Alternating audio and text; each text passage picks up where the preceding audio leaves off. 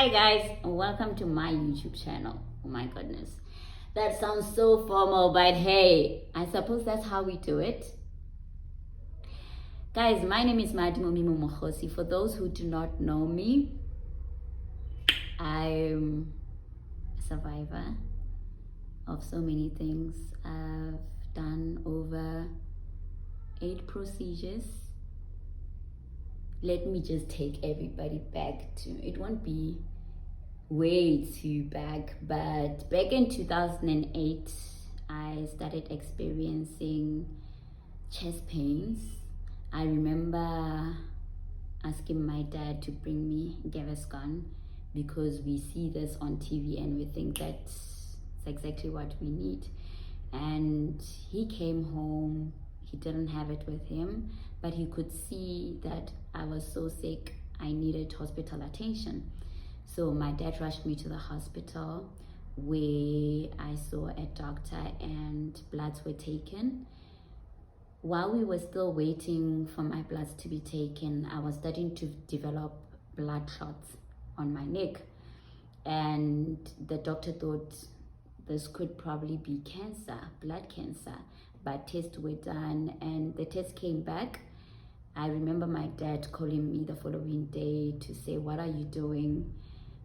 Drop whatever that you're doing. They need to see you at the hospital." And I was like, okay, it's an emergency, I see. I got to the hospital and I remember I was in hospital for over a month. The doctors could not figure out what was wrong with me until one test that showed that the problem is with my liver. And I was transferred to Johannesburg, and that's where my life started, I suppose. We got to Johannesburg, Mill Park Hospital, and that's where I met Dr. Asfat, who did a liver biopsy on me, and we found out that I had hepatitis autoimmune disease. Well, hepatitis autoimmune disease is an illness where your immune system actually attacks your body as if it does not belong there. So my immune system attacked my liver as if it did not belong there. And in 2008, when I was diagnosed, it was still treatable but not curable. I went on treatment, and in 2010, because of my financials, I was still on my dad's medical aid and it used to exhaust all the time. So I stopped with the medication, and because everything was fine and I thought I was normal, everything was just back to normal, my eyes were clear, never mind you, I had like yellow eyes, which was jaundice. So everything went back to normal 2010, and I started to live normal again, just without the medication. Fast forwarding 2013, I started to see the symptoms again. My eyes started to get yellow, but this time around, the worst part was that I would swell up. I'd go out with my friends, and then the next minute, I'm just getting big. My stomach, I remember this one time I went out and they returned me in one of the clubs and saying that I'm pregnant and they do not allow pregnant women. And I was just like, I'm not pregnant, okay? I'm just sick. But I couldn't explain myself, and it became critical. That's when I remember going to work on that day.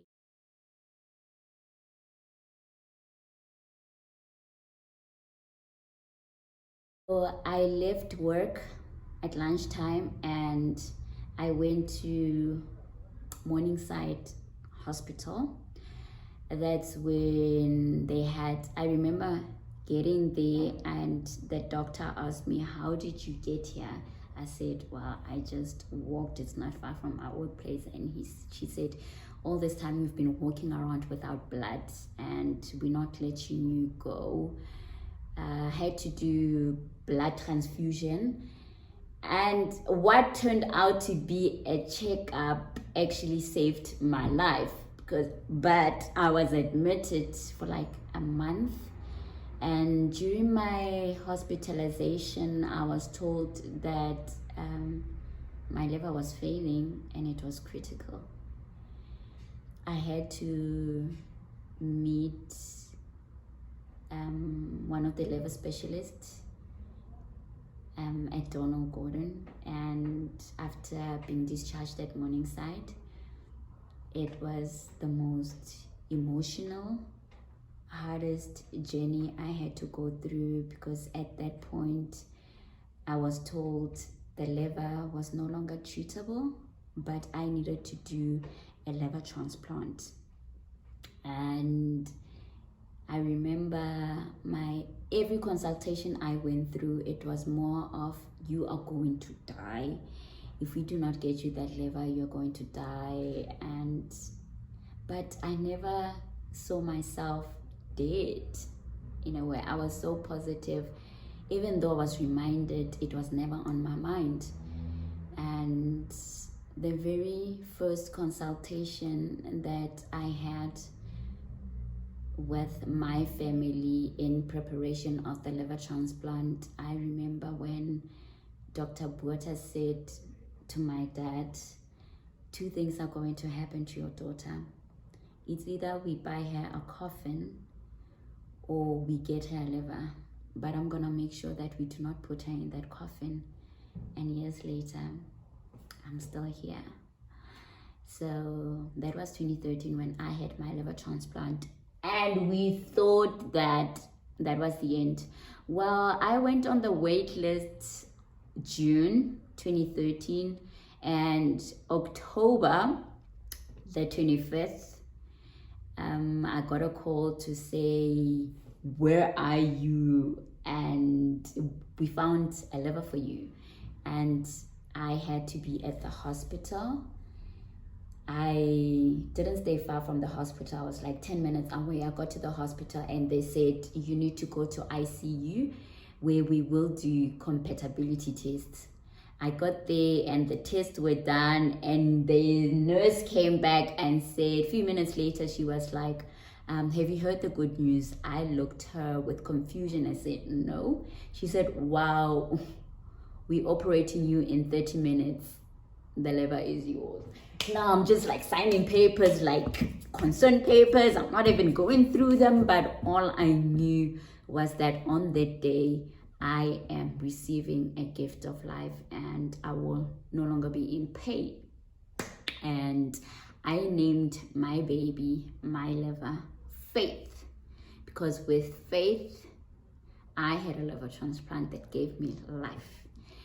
Fast forwarding 2014, I thought things were good. I was starting to lose my teeth. And now you're wondering, how come this beautiful lady doesn't even have teeth? Well, this is the story. While I was still in hospital, post my liver transplant, I remember I was in so much pain. The doctors walked in and I was just biting on my teeth.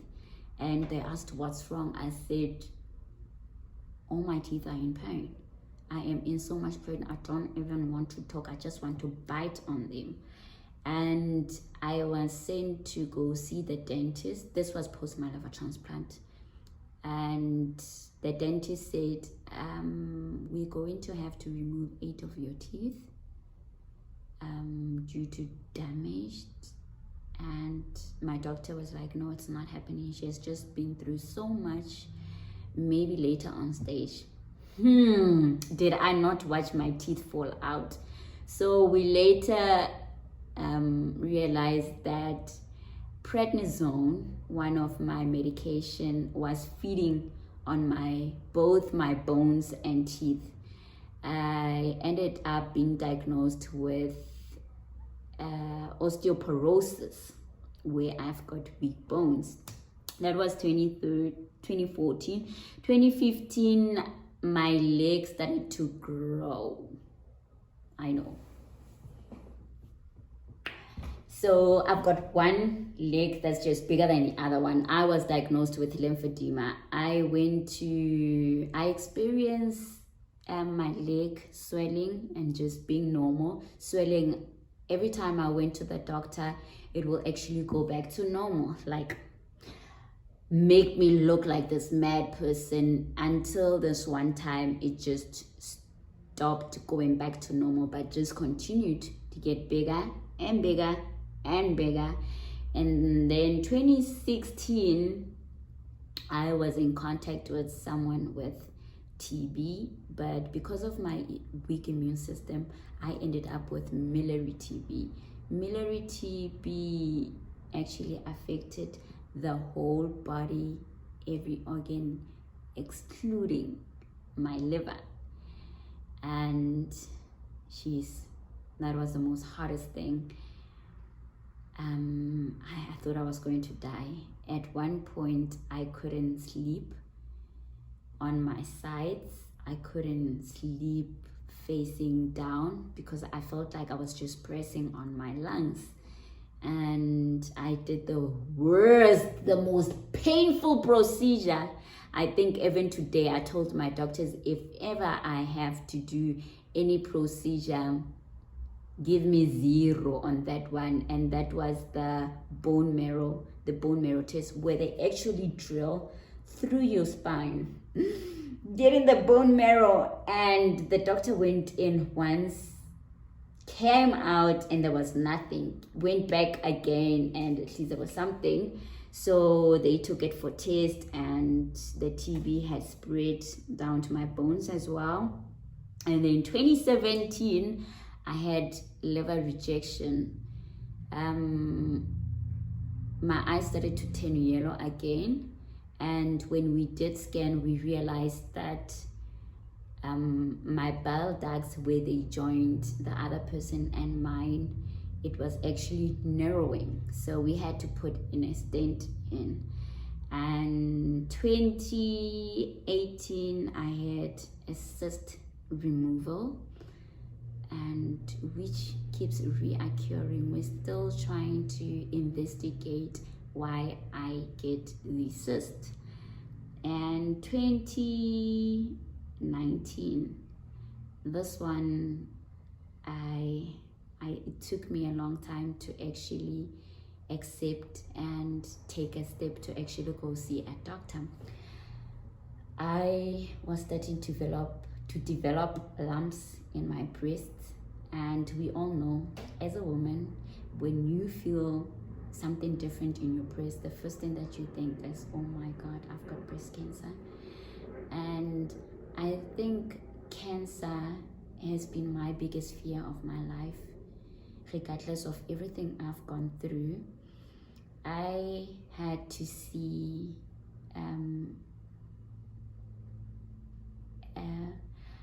I forgot what they call it, but I went to go see an oncologist, where they discovered that I had like over 21, together both my breast, I had over 21 lumps developing, and they were still young at that time. So we actually removed all of them. And guys, you're not gonna believe this, as I was in recovery room, the first thing I checked after surgery, I was like, do I still have my nipples? And this doctor did such a good job. He saved my nipples. What they actually do is that they remove your nipple, take out all the lumps that needs to be removed, and put it back in. So I've got like a C cut on my nipples. Yeah. And then come 2020, I think through all the surgeries, mini procedures that I've done, I remember, I was going for Christmas with my family. I drove down to see my family on the 24th. The 25th, I took my family to my mom's home, and I started feeling a bit sick. And I remember asking my dad if we could pass through the pharmacy just to get something for the pain. I had texted my doctor to please prescribe me some painkillers because I was so far away. I needed something for the pain or antibiotics, and he did. We passed through the pharmacy, and all the pharmacies were closed on that day, on Christmas Day. I was in so much pain. The following day morning, I was like to my dad, I'm going to go get the painkillers, and when I come back, I think I should go back to Joburg so that if anything happens, I'm closer to my doctor. I was in the Free State then, and I know when I'm sick, and I cry a lot when I'm sick, so that's when I know that the pain is unbearable. I got something for the pain, but at that moment I was developing another cyst. And I remember texting my doctor when I got to Joburg. I was like, Prof, I am in so much pain. This cyst is actually growing as big as a golf ball. And he said, send me a picture.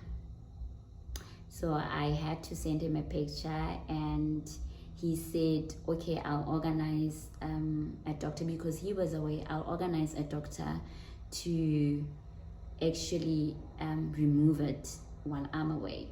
And I had to go do a COVID test before I get admitted. And this was last year, 2020, December.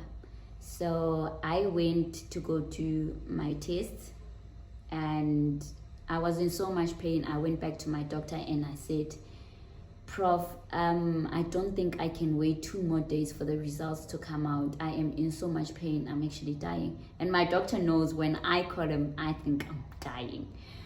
So he said, let me transfer you to another hospital where they will do 15 minutes, a test where your results will come out in 15 minutes. I was like, okay, good shot. I got to the hospital. I was in so much pain. The doctor came to see me. I did the test, and she came back and she said, it was 12 o'clock. She said, we operating you at 1 o'clock. And the bad news is you tested positive for COVID. Oh my God. I felt like my world was coming to an end. But at that moment, I was in pain from the cyst, not the COVID. The COVID was the last thing on my mind. So, okay, cool. I had to alert my family and everyone whom I was with, close in contact with. And we did the op. Didn't take long, and the pain was gone after the op. And that was it.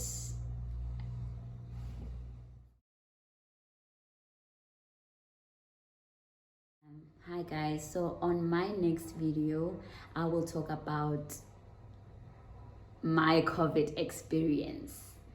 So please do like, comment and subscribe to my channel for more of giving hope. Thank you. Till next time. Bye bye.